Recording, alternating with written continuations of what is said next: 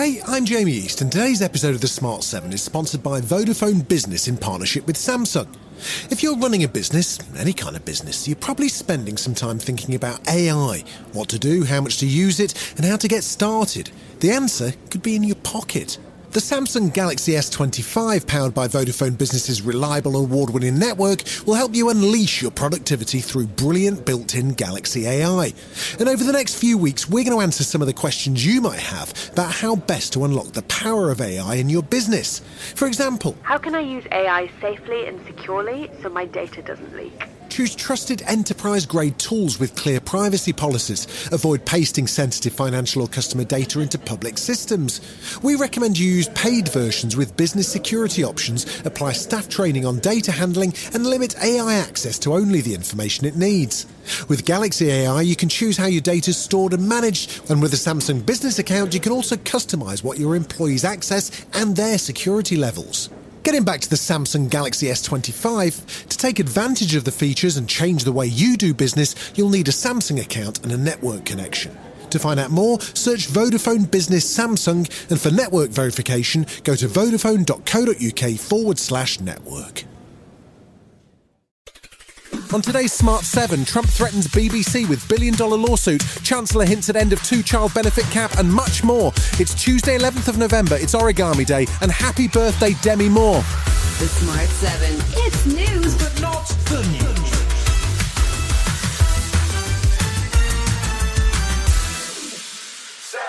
Monday was a pretty chaotic day for the BBC. After the shock resignations of both Director General Tim Davie and the BBC News CEO Deborah Turnus, Donald Trump weighed in with a threat of a billion-dollar lawsuit. He says unless the BBC retracts the Panorama programme, which inaccurately edited his January 6th speech, and apologises, he'll file a claim for damages. Monday also saw BBC Chairman Samir Shah submit a written statement to Parliament apologising for an error of judgment over the Panorama programme. Former DG Tim Davie is due to address all staff on a BBC internal call on Tuesday, but outgoing news CEO Turnus was happy to defend the BBC's reputation. I'd like to make one thing very clear. BBC News is not institutionally biased. That's why it's the world's most trusted news provider. Nigel Farage was quick to weigh in on the controversy, warning that the BBC should get back to doing news and admitting that he's spoken to Trump about the issue. Lib Dem leader Sir Ed Davey was unimpressed. The fact that Nigel Farage is basically teaming up with President Trump to criticise the BBC is shocking. It's unpatriotic, and it shows that he wants Trump's America coming to the UK.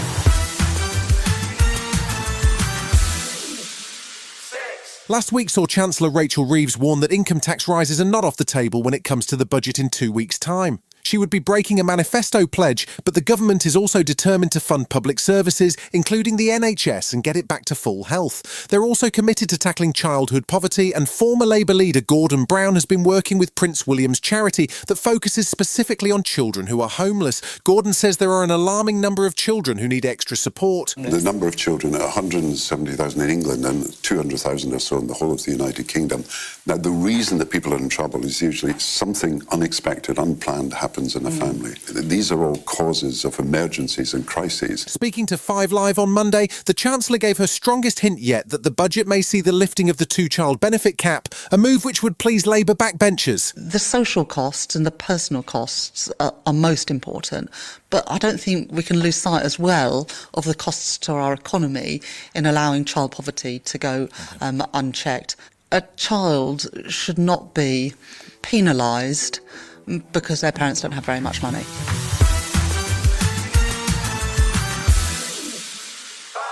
Ukrainian President Zelensky has revealed that King Charles intervened on Ukraine's behalf with Donald Trump and managed to help normalise relations with the US president. It was one of a number of revelations in a Guardian interview with the Ukrainian leader, which was videoed but had to be paused twice as the power went out in Kyiv. Russia's massive strikes on Ukraine's energy network last weekend have had a huge impact on power supplies, with large parts of Ukraine left in darkness. Despite more air defences, it looks like being a long, difficult winter, and Zelensky was keen to emphasise the threat that Russia also poses to Europe. These are all tests. Tests of Europe, tests of what they are capable of, testing how America will react to the threat of undermining European countries, as well as NATO.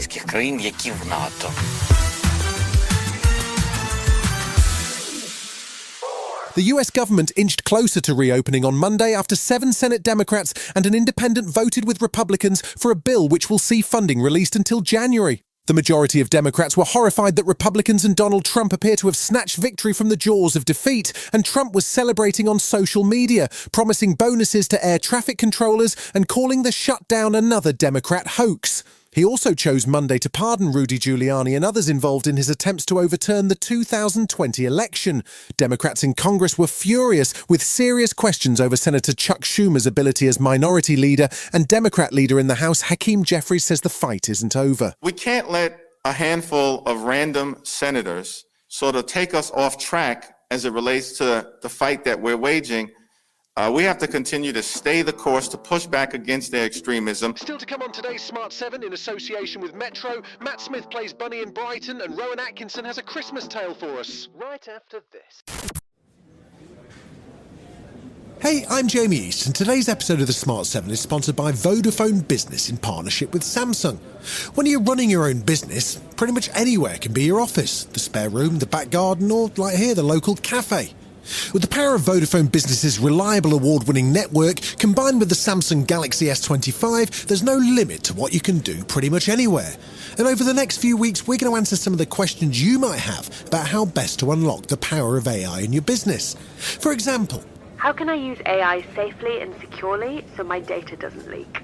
Choose trusted enterprise-grade tools with clear privacy policies. Avoid pasting sensitive financial or customer data into public systems.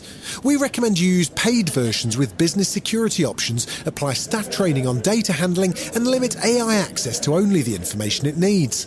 With Galaxy AI, you can choose how your data is stored and managed, and with a Samsung Business account, you can also customize what your employees access and their security levels. Getting back to the Samsung Galaxy S25, to take advantage of the Galaxy AI features and change the way you do business, you'll need a Samsung account and a network connection.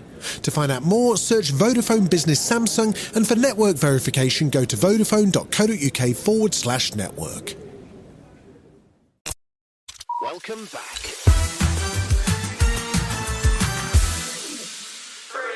We have a 2-week break from the Premier League now as World Cup qualifying restarts, with England facing Serbia on Thursday. One man who'll be pleased to get an international break is new Nottingham Forest boss Sean Dyche. He got parachuted into the job after the dramatic exit of Ange Postecoglou, who got the sack after failing to win in 8 games, making his tenure the shortest ever in the Premier League. For Dyche, a win over Porto in the Europa League and a win over Leeds last weekend mean there are some positive signs, and he was keen to talk up the change of momentum. But the sign's been really clear since we got it, I think. You know, one loss in 5 games. It's a shift, 2 wins in amongst that. It's not just about me, that's for sure. Take the accolades when it works, as substitutes. Another day, why didn't you make substitutes? Everyone's a genius behind. We all know that, but it's nice when it pays off.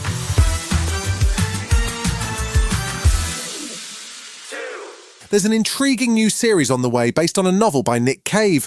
It's called The Death of Bunny Munro, and it's being turned into a series by Sky. The drama takes place in and around Brighton and follows Bunny as he struggles to cope with the death of his wife and the challenge of raising his child Junior all alone. It's packed full of noughties nostalgia and stars former Doctor Who and House of the Dragon actor Matt Smith.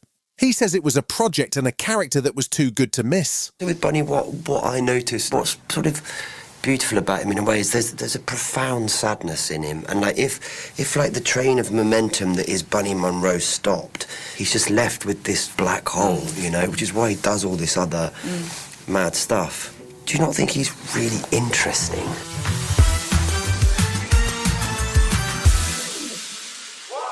For some people, Rowan Atkinson will always be best known as Mr. Bean. But even if we haven't moved on, he has, and Atkinson is bringing us a second series of comedy shorts with his new character Trevor Bingley. We first saw the far more likeable Bingley in Man vs. Bee, which was a 10-part Netflix series back in 2022, and now the character played by Atkinson returns in a seasonal tale. This time it's a 4-part series with each episode half an hour long, and it's called Man vs. Baby. In a Home Alone-esque storyline, Trevor Bingley has to manage an infant in a luxury penthouse over the Christmas season, and it drops on Netflix on December 11th. Hello? Sorry to bother you, sir. We're making inquiries about a missing baby. A baby? A misplaced baby? What do you mean, Dad? What are you doing, Trevor? It's a bit of a long story. You You've been listening to The Smart 7. We'll be back tomorrow at 7 a.m. Hit that follow button and have a great day. Give us 7 minutes, we'll give you the world.